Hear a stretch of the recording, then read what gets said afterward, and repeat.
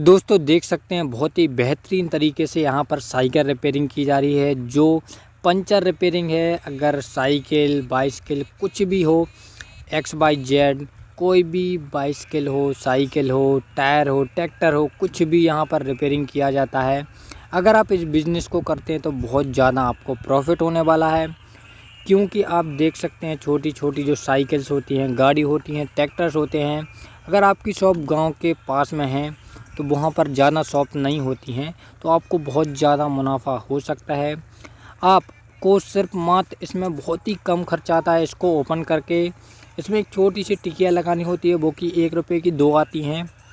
उसको लगाकर आपको रिपेयरिंग करके 20 रुपये से 25 रुपये आप आराम से कमा सकते हैं। इसके अलावा आप उसी में देख सकते हैं यहाँ पर चिप्स, कुरकुरे, नमकीन, बिस्किट, बहुत सारी चीज़ें रखी हुई हैं जो कि आप एक्स्ट्रा में ऐड कर सकते हैं। छोटी छोटी चीज़ें यहाँ पर आप बहुत सारी चीज़ें यहाँ पर ऐड कर सकते हैं। देख सकते हैं हर एक चीज़ यहाँ पर रखी हुई है, साबुन, शैम्पू, तेल। इस बिज़नेस को आप अच्छा से कर सकते हैं।